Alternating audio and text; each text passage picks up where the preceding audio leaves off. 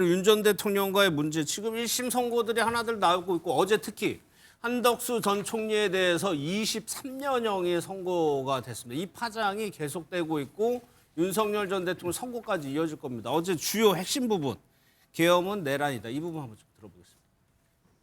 12.3 비상계엄 선포와 이에 근거하여 위헌 위법한 포고령을 발령하고 군병력 및 경찰 공무원을 동원하여 국회, 중앙선관위 등을 증거 출입 통제하는 등의 행위는 형법 87조에서 정한 내란 행위에 해당합니다. 헌법과 법률의 기능을 소멸시키려는 목적, 즉 국헌을 문란하게 할 목적으로 발령한 것이고 12.3 내란은 이러한 위로부터의 내란에 해당되는 점에서 그 위험성의 정도가 아래로부터의 내란과 비교할 수 없습니다. 이러한 친위 구테타는 많은 경우 성공하여 권력자는 독재자가 되었고 국민의 생명과 재산과 같은 기본권은 본질적으로 침해되었으며 들으신 대로입니다. 성취무대 어제 재판부의 판단은 그동안 윤 전 대통령에서 계몽령이다 뭐 이런 주장을 무력화신 것뿐만 아니라 과거의 내란보다도 더 중하다고 판단했거든요. 그렇죠. 사실 국민의힘이나 보수 진영에서는 과거의 내란은 인명피해가 많지 않았느냐. 예. 인명피해가 없었기 때문에 이것은 과거와 비교했을 때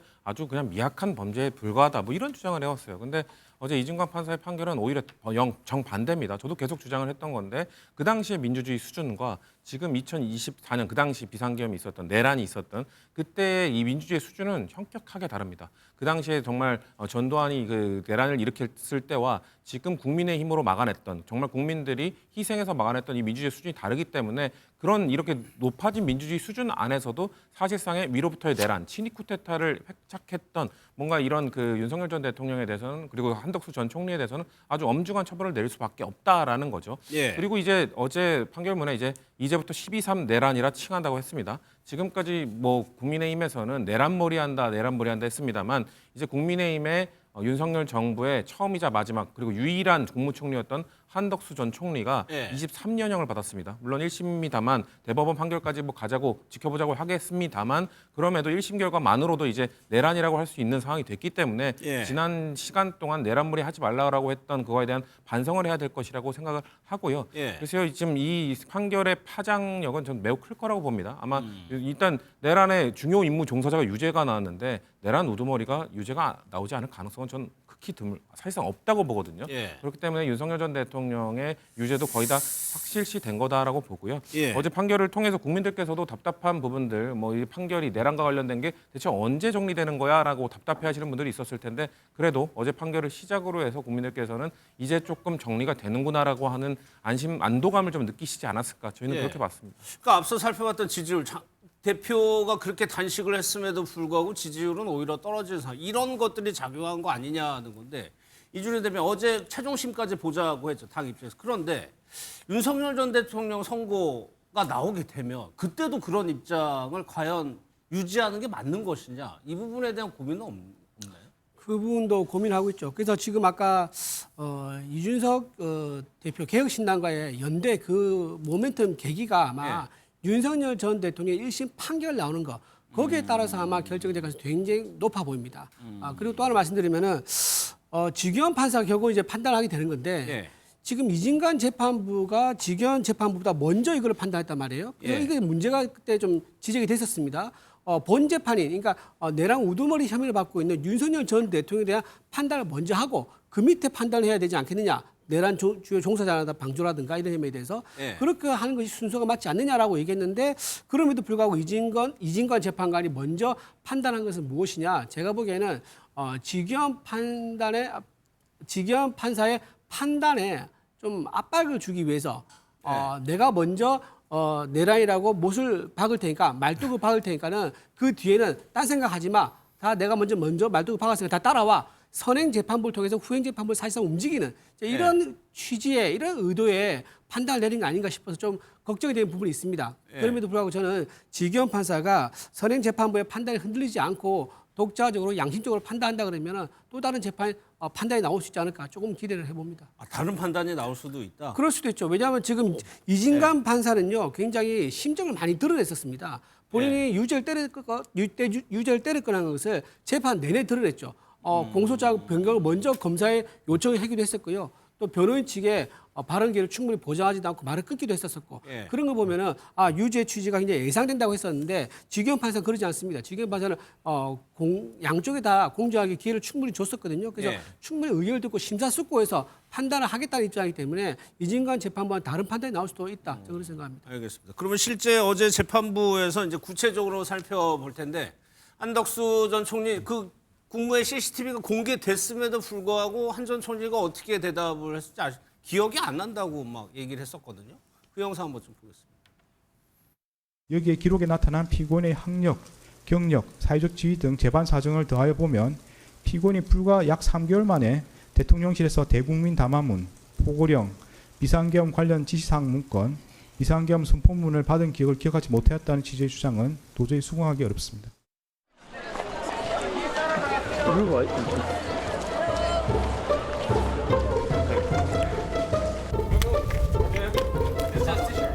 I'm a graduate of Harvard. Really? Yes. I'm a Prime Minister of Korea. Are you the president? I'm a Prime Minister. You're prime minister of Korea. 뭐 마치 절벽에 떨어진 것처럼 기억이 나지 않는다라고 주장한 거에 대해서 이진관 판사가 그러니까 학력, 경력, 네. 지위를 감안하면 이게 기억이 안 날 리가 없다. 거짓말이다 이렇게 본 그렇죠. 거예요. 뭐 여러 이제 정치적 입장에 따라서 판단은 달리하시겠지만 예. 어제 이제 많은 국민들이 위로받았다라는 표현을 했습니다. 특히 이제 국민 온몸으로 막은 국민 그 대목에서 한 6초 정도 정적이 흘렀는데 예. 저 역시나 좀 울컥했습니다. 내란 그 특검에서 참고인으로 조사받고 자료를 제공하고 했던 저로서도 그 순간에 이제 울컥했습니다. 예. 가장 중요하게 본 대목이 있습니다. 위로부터의 내란이냐 아래로부터의 내란이냐. 그 다음에 전두환 대통령 시절의 대한민국과 지금의 대한민국. 그러면 그렇게 우리 코리아의 세계적인 위상이 높아져 있는 또 K 민주주의 이런 것까지를 다 감안해서 했을 때 그 객관적으로 지금 판단했을 때 과연 위에서 찍어 누르는 듯한 그런 내란이 옳고 성립하는 거냐. 그러면 이런 것에 주요 종사한 사람들은 어떻게 되는 거냐. 해서 아마 이제 한나 아렌트가 이야기한 악의 평범성. 그야말로 그 밑에서 종사하고 굽신거렸던 사람들이 자기들의 죄를 싹 감추고 CCTV가 안 나왔더라면 더 거짓말을 했을 가능성이 높았겠죠. 나왔는데도 계속해서 거짓말하는 걸 보고 식자들의 민낯, 지식인의 어떤 그런 허상을 아마 이진관 그 판사께서 아주 죽비를 내리치듯이 냉엄하게 꾸짖은 것 아닌가 생각이 됩니다. 예. 실제로 한 전 총리가요, 만 20세 행시에 들어서 무려 우리나라에서 국무총리 2번이나, 그러니까 관운을 뭐 최고로 타놨다고 평가를 받아왔는데 결국에 지금 이 23년형이 확정되면 거의 100세가 돼야 나오는 그렇습니다. 상황. 거의 뭐 종신령에 가깝다고 봐야 되고요. 노무현 정부 때 마지막 국무총리를 하고 이번에 윤석열 정부의 초대 총리를 했기 때문에 어떤 진보 정권과 보수 정권을 넘나들면서 네. 이렇게 총리를 2번 한 경우는 처음이거든요. 과거에 보면 김종필 전 이제 총리께서 2번 하셨고 이 한덕수 총리가 2번 했기 때문에 사실 관료 출신으로 볼 땐 최고의 삶을 살았다고 볼 수 있는데 그렇죠. 결국 마지막 순간에 어떤 잘못된 판단 이런 들 때문에 결국은 이제 뭐 나라가 길을 떨어지게 됐는데 저는 전체적으로 어제 그 어떤 이진관 판사의 어떤 판결을 보면서 보이는 부분이 어쨌든 비상계엄 선포에서부터 비상계엄 해제까지 이르는 과정이 내란 행위였다. 그리고 이 내란 행위에 대해서는 내란죄로 처벌을 받아야 된다는 부분들을 명확히 한 부분은 맞거든요. 하지만 저는 한덕수 총리가 저지른 범죄 행위에 걸맞는 어떻게 판결이 내려진다. 이 부분에 대해서 좀 동의하기가 좀 힘든 게 형량이 많다. 그렇습니다. 왜냐하면 어쨌든 국무회의에 가서 국정의 2인자가 그리고 국무총리가 부의장인데 왜 적극적으로 만류하지 않았느냐, 왜 반대하지 않았느냐, 왜 그냥 그 이 몇 명의 어떤 찬성할 만한 국무위원들에게만 신속하게 연락하고 독촉해서 어떤 윤석열 전 대통령의 비상계엄을 도왔느냐 하는 이런 부분들이 가장 중요한 부분인데 예. 그 부분에 있어서는 진짜 거기에 맞는 부분만 저는 어떤 판결을 내려야 된다고 보이거든요. 왜냐하면 내란 특검이 계속적으로 한덕수 전 총리의 어떤 국무회의에 대해서 어떤 거짓말인 부분을 증명을 하는 과정에서 보면 그 내란 특검에서도 15년형을 내렸거든요. 그러니까 15년형이 자기가 볼 때는 어쨌든 여러 가지 가중하더라도 최대치가 되는 건데 이정은 판사가 그게 아니고 한덕수 전 총리가 국회에 보내진 무장 병력이라든가 경찰 병력의 운용에 있어서도 일정 부분 알고 있었기 때문에 그 부분도 가중 처벌해야 된다는 부분이거든요. 그렇다면 이게 틀려지는 게 김민현 전 국방부 장관 같은 경우는 무장 군인들을 뭐 최정예 무장 군인들을 국회로 보내서 비상감 해제를 막으려고 하는 물리력을 직접적으로 행사를 했고 조조 경찰청장 같은 경우에도 이 경찰을 통해서 국회의원들이 국회에 진입하지 못하고 막았기 때문에 실질적으로 물리력을 행사한 부분들이 맞거든요. 예. 그렇다면 이분들은 더 가중 처벌돼야 되는 부분이 있지만 한덕수 전 총리 같은 경우는 비상계엄에 들어가서 비상계엄 국무회의에 대한 어떤 내란 중요 임무 종사만 했는데 내란 특검에서는 15년형인데 이 부분을 이렇게 23년형을 해버리게 되면 이거는 너무 이진관 판사가 가지고 있는 사법적 예단이 있었는 거 아니냐. 네. 한덕수 전 총리가 국정이인자로서 해야 되는 부분들 그리고 40년 전에 비상계엄이 또 이렇게 일어난 부분에 있어서 당신이 책임져야 될 부분들이 어떤 형량적으로 볼 때는 이 정도가 된다는 부분이 있어서 저는 이 부분들은 과연 법리에 맞는 그런 판결을 내릴 것인지 물론 어떤 비상계엄에 대한 어떤 내란죄에 대한 판단을 했기 때문에 거기에 걸맞는 법적 책임을 물어야 되는 건 맞지만 한덕수 전 총리에 대해서는 뭐 확대 해석하고 과장된 그리고 이 사법적 예단을 가지고 이루어진 판결이다. 이런 부분은 조금 아쉽기 때문에 저는 한덕수 총리가 나름대로 이 부분에서는 항소심을 통해서 이 형량을 좀 줄이는 부분 또 본인이 짊어지지 않아야 되는 법적 책임에 대해서는 다투어볼 여지가 충분히 있다. 저는 이렇게 보입니다. 그런데 한덕수 총리가 위증 말고는 하나도 인정을 안 했어요. 자기가 죄가 아예 없고 기억도 안 나고 불리한 거는 반성의 여지가 전혀 없는데 그거는 가중처벌 대상 아닌가요? 그렇죠. 다 거짓말하고 기억 안 난다고 하고 그리고 무엇보다도 한덕수 전 총리의 유죄의 전 결정적 증언은 윤석열 전 대통령이 해줬다고 생각합니다. 윤석열 전 대통령이 뭐라고 했습니까? 사실 한덕수 전 총리가 초반에는 본인이 막 말리려고 했던 것처럼 국무회의에서 좀 저지하려고 했던 것처럼 했었죠. 근데 윤석열 전 대통령이 최우진 선언 이럴 때 얘기했었잖아요. 나를 말리는 사람이 단 한 명도 없었다. 그것도 거짓말로 그러니까요. 본 거예요. 그러니까 이미 거짓말로 된 거고 결국 한덕수 총리를 비롯한 국무위원들 아무것도 안 했다라고 한 거고 그리고 이 허위 공문서 관련돼서도 행사는 안 했지만 작성한 건 유죄, 행사는 무죄가 나왔습니다만 허위 공문서를 작성하고 국무위원 정족수를 맞추려고 했던 게 결국 뭡니까? 이 내란과 관련돼서 완전 범죄를 만들 수 있도록 도와줬다는 겁니다. 아까 군 병력과 관련된 문제를 말씀하셨습니다만 그건 실행적 부분이 있는 거고 이게 역사적 판단을 받을 때는 이 행정적 절차 이런 것도 매우 중요하잖아요. 전두환 대통령도 우리가 역사적으로 알고 있습니다만 그 사후 최규하 대통령의 사후 결재를 할 때 그 날짜와 시간을 적은 것 이게 결정적으로 작용했던 것처럼 사후 공문서를 작성해서 허위 공문서를 작성해서 완전 범죄를 꿈꿨던 그런 것들을 한번 해보려고 했던 그것 자체가 매우 심각한 범죄라는 거죠. 저는 그렇기 때문에 글쎄요 형량은 뭐 나중에 항소심 가서 줄어들고 뭐 할 수도 있겠습니다만 형량은 그렇게 크게 중요하지 않습니다. 저는 이 중요 임무 종사자들이 단죄를 받는 것, 이 2021세기 대한민국에서 내란을 꿈꿨던 사람들에 대해서 처절하게 평가하고 처절하게 단죄를 하는 것이 목적에 있기 때문에 유죄 판결을 받았고 형량에 그에 걸맞는 뭐 사람들마다 너무 세다, 약하다, 아니다, 오히려 적정하다 이런 다양한 판단을 할 수 있습니다만 결국 저는 단죄를 했다는 것에 의미가 있다고 생각합니다. 짧게 하나만 첨언드리면 딱 그 내란 상황, 그 당시 그날 상황만 놓고 보는 게 아니라 전체적으로 그 이후의 것까지 통으로 이제 판단을 하신 것 같은데 기본적으로 그 성공 가능성, 성공할 걸로 믿고 어떻게 했다라는 부분이 이제 나오죠 판결문에.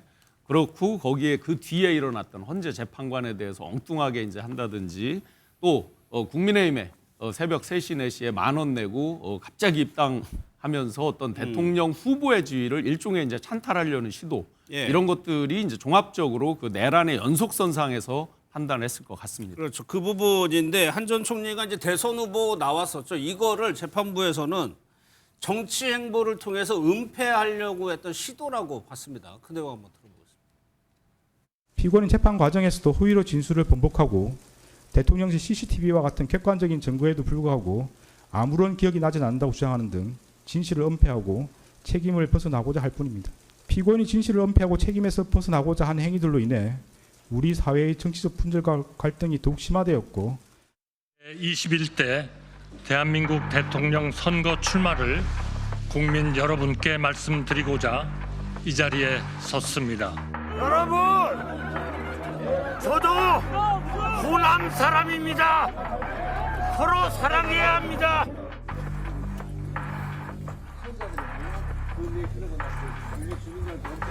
당원들의 뜻을 받들어서 지도부가 나선 것이라는 점을 이해해 주셨으면 고맙겠습니다.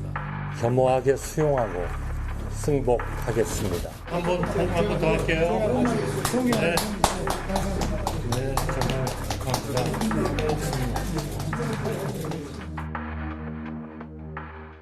그러니까 이런 부분에서도 국민의힘하고 연결될 수밖에 없는 건데 이준호 대표는 영상 보셨지만 당시 원내대표가 후보 단일화를 위해서 굉장히 애썼단 말이에요. 근데 결국에는 1심이긴 합니다만 23년형을 받은 중범죄자가 됐어요. 그러면 여기에 정치적인 책임을 물을 수밖에 없거든요. 그때 한덕수 이제 당시 이제 대선 후보가 될 뻔했었는데 그때 이제 여론조사 결과를 좀 봐야 돼요. 왜냐하면 네. 지금 재판부가 뭐라고 판단하냐면 대선 후보로 나와서 만약 대선이 된다 그러면은 본인이 관련된 혐의가 다 이제 묵고할 수 있다. 네. 이런 이제 계산 속에서 대통령 출마 아니냐 이제 이런 의심을 하는 것 같아요. 근데 그렇게 보는 게 좀 부당한 게 각종 여론조사에서는 한덕수 후보가 당시에 국민의힘에서 대선 후보로 1등을 했었거든요. 예. 당원 내에서 여론조사는 김문수 후보가 이겼지만 전체 국민 일반 여론조사는 한덕수 후보가 1등이었단 말이에요. 그런데 당연히 국민들이 대선 후보로 지지한다 그러면 자연스럽게 대선 후보로 나올 수 있는 건 당연한 겁니다. 근데 그걸 가지고 본인이 대통령 후보가 돼가지고 자기 관련된 혐의를 덮으려고 했다라는 그런 시도로 본다고 해서 좀 너무 지나치게 과장 해석을 해서 적용한 것이 아닌가. 국민적인 요구가 그렇죠. 높았다. 국민적으로 분명히 있었던 거 사실인데 예, 예. 저 부분도 판단을 또 안 하셨어요. 재판관이. 그리고 또 하나 굉장히 좀 감정제라고 느낄 수밖에 없는 부분이 뭐냐면은 예. 이번에 법정 구속을 했습니다. 근데 법정 구속 사유가 좀 이해가 안 되는 게 도주의 우려라든가 이런 게 있으면 법정 구속을 할 수가 있어요. 근데 이거는 증거인멸의 우려라고 얘기하면서 법정 구속시켰거든요. 근데 1심 재판이면 다 했지 않습니까? 1심 재판 뭘로 근거를 하죠? 증거를 보고 이미 1심 판단했지 않습니까? 네. 추가적으로 증거인멸이 뭐가 있는지 이해가 되지 않는다. 더군다나 지금 79의 나이에 23년 받았으니까 형을 다 살면 102살이에요. 사실상 뭐 그때까지 살아가기 힘든 그런 상황 아니겠습니까? 네. 그런 선고를 하면서까지 납득이 되지 않는 이유로 법정 구속시키고 예. 또 그리고 아까 대선 후보 나올렸던 그 취지도 국민적 여론이 있었음에도 불구하고 거기에 대한 판단을 하지 않고 다른 개인적 목적으로 대선 후보에 나왔다고 이렇게 규정을 한 것도 좀 예. 설득력이 떨어진다 그렇게 보입니다. 그런데 저는 궁금한 게 송치부대 과연 한덕수 씨가 항소심에서도 1심과 같이 나 기억 안 나고 사실과 아니다라고 주장할지 아니면 또 입장을 바꿔가지고 이제 형량을 줄이기 위해서 인정할 건 또 인정하고 이렇게 나갈 건지. 저는 윤석열 전 대통령의 판결 결과를 보고 나면 전략 수정 가능성이 높다고 보는데요.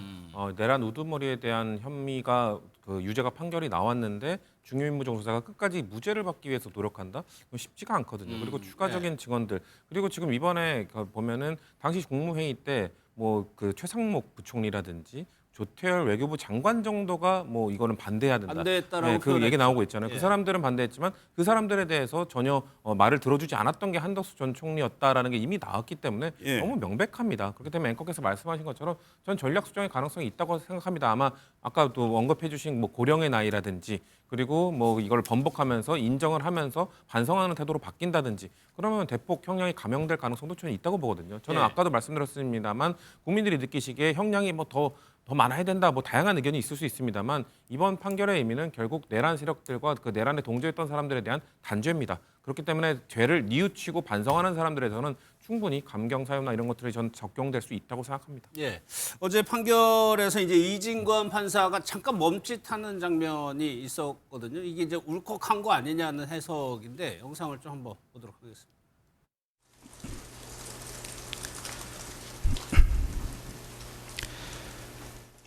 12.3 내란 과정에서 사망자가 발생하지 않았고 내란 행위 자체는 몇 시간 만에 종료되긴 하였습니다.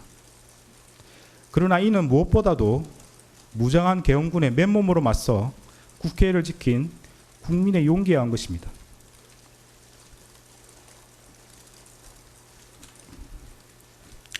이에 더하여 이러한 국민의 저항을 바탕으로 신속히 국회에 진입하여 비상계엄 해제 요구안을 의결한 일부 정치인들의 노력, 소극적으로 참여한 일부 군인과 경찰 공무원의 행동에 의한 것입니다. 결코 12.3 내란 가담자에 의한 것이 아닙니다. 그러니까 저 대목이 그러니까 계엄군을 시민들이 막았던 맨몸으로 막았던 그거를 모사할 때 잠깐 멈칫. 맞습니다. 그 실제로 이제 반복적으로 두 가지를 주장하죠. 윤석열 피고인 그리고 그 재판 저 변호인들도 마찬가지로 예. 2시간 만에 끝났다. 그리고 어떤 인명의 피해가 없었다. 이걸 반복적으로 이제 특히 국민의힘 분들도 많이 주장하는데 이건 저희가 정확하게 말씀드리듯이 국민들이 또 국민의 대표인 국회의원들이 막은 것이지 그들이 자발적으로 거둬들였다. 그 뒤에 계속해서 증거가 나오잖아요. 2차 내란을 도모하려고 했던 예.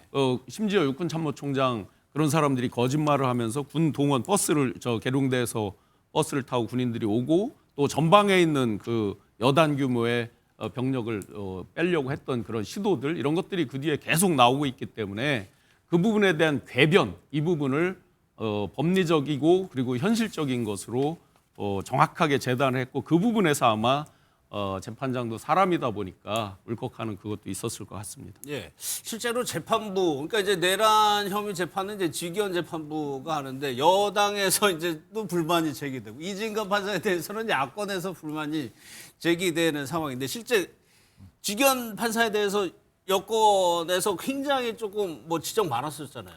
그러니까 그 직위원 부장판사의 재판 스타일이 예. 좀 뭐 이렇게 막 협의를 좀 이끌고 뭐 좀 옆집 삼촌 같은 그런 어법을 좀 쓰잖아요. 예. 그러니까 평소에 재판을 할 때 그런 스타일을 하시는 거, 추구하시는 거는 저희는 비판할 생각이 전혀 없습니다. 근데 이 내란과 관련된 재판, 예. 더군다나 가장 중요한 이 내란 우두머리 혐의를 받고 있는 윤석열 전 대통령에 대한 재판인데 그런 식으로 진행하는 게 괜찮은가? 예. 그리고 변호인들이 계속해서 지연 전략을 썼지 않습니까? 그런 것에 대해서 단호히 대처하지 못하는 모습을 보면서 국민들이 답답했던 것이거든요. 그러니까 예. 사실 아까 제가 말씀드렸습니다만 내란 우두머리에 대한 재판이 가장 먼저 끝났어야 됩니다. 그것이 맞다고 저는 생각하기 때문에 그거에 대한 직위원 그래서 부장판사의 더 속도를 냈었어요. 그렇죠. 속도를 내서 최대한 뭐 물론 속도를 내면서도 명확하게 하는 게 정확하게 하는 게 중요하다고 생각합니다만 예. 그 중요하게 생각하는 걸 넘어서서 국민들이 느낄 때는 아 저렇게 좀 어떻게 보면 설렁설렁 뭔가 또 다 받아주고 다 그냥 좋은 게 좋은 거다라는 식으로 받아줬기 때문에 사실 직위원 부장판사가 정말 막판에 가서 본인도 참다 좀 폭발하는 모습들도 보이긴 했습니다만 예. 징징거리지 말라 뭐 이런 표현도 썼었잖아요. 그런 모습들을 보이기 이전에 재판 몇 달 동안 계속해서 좀 답답한 모습을 보여왔기 때문에 예. 사실 그래서 민주당에서도 이거 직위원 부장판사 똑바로 해라, 빠르게 해라, 국민들 내란 재판을 그렇게 가볍게 보지 말라, 실실 웃으면서 하지 말라 그런 요구를 할 수밖에 없었던 거죠. 아니 근데 야권에서 이제 주장하는 근거가 이진관 판사가 재판 진행 도중에 단호했다. 그러니까 답을 정해놓은 거 아니냐 이런 분석에 대해서 그럼 반대로 직위원 판사의 재판 과정을 보면 오히려 내란 재판에서 형량이 감형될 수도 있다고 근데 보세요? 내란 재판은 감형 사유가 뭐 어차피 사형 아니면 무기징역, 무기금고는 이미 특검에서 뭐 아마도 재판부도 고려하지 않고 있을 것이고요. 네. 사실상 두 가지 선택지 중에 하나일 것인데 저는 오히려 그 사형 쪽으로 무게감이 더 실릴 거라고 봅니다. 이거를 오히려? 무기징역 예. 낮추기보다는 왜냐하면 지금 우리가 한덕수 물론 다른 재판부입니다만 한덕수 전 총리에 대해서도 구형량보다 더 높게 나오지 않았습니까? 그만큼 지금 사법부는 내란에 대해서 단죄 엄하게 꾸짖어서 다시는 이런 일이 발생하지 않도록 다시는 어떠한 권력을 잡은 사람들이 그런 그 친위 쿠데타를 꿈꾸지 않도록 하기 위해서는 엄하게 꾸짖어야 된다라는 기조가 전 같이 공유하고 있을 거라 보기 때문에 예. 무슨 형량을 서로 공유하지는 않겠습니다만 기조 정도는 그래도 공유할 거라 생각합니다. 그런 차원에서 저는 뭐 감형 사유나 이런 것들은 없을 거라고 보고 직위원 부장판사가 올바른 판단을 할 거라고 생각합니다. 예. 그러면 이 선고를 김용현 전 장관 변호인들은 어떻게 봤는지 한번 직접 보겠습니다. 제목은 제가 흉기가 된 판사들이라고 뽑았습니다. 이진관이 판결이 있었는데 제 느낌은 사이코패스들이 칼 들고 막 돌아다니면서 아무나 찌르는 것 같은 느낌? 전 총리 한덕수는 현재 실수가 법정에서 벌벌벌 기었다는 거예요. 이진관이 눈치 보면서 뭐 자백하고 뭐 판사님 해가면서 이진관이 흐름을 안 끊었기 때문에 이진관이 더 저렇게 기승을 부리는 겁니다. 글쎄요, 김현희. 지금 저런 주장이 이미 윤석열 전 대통령 첫 번째 선고 나왔고 한덕수 전 총리 23년 받았어요. 이렇게 선고가 나오는 상황에서도 저런 주장이 과연 누구에게 선고가 얼마 정도나 될까 싶어요. 저는 뭐 전혀 맥히지도 않고 전 제대로 된 어떤 변호 전략으로도 보이지 않거든요. 예. 근데 저분 같은 경우는 보면 조금 반어법을 쓰는 것 같아요. 보면 옛날에 뭐 시험 성적 만치고 그러니까 완전 망쳤는데 어머니가 그냥 갑자기 야 시험 잘 쳤다 하는 것처럼 예. 저분은 보면 어떤 변호 전략 자체가 본인이 굉장히 스스로 센척하면서 아마 보이는 그런 것들로 보이는데 저는 아마 저 변호사 같은 경우는 김용현 전 장관의 어떤 변호인을 하고 있는데 두 가지 정도를 김용현 전 장관하고 얘기를 나눈 것 같아요. 보니까 어느 정도는. 네. 첫 번째는 뭐냐.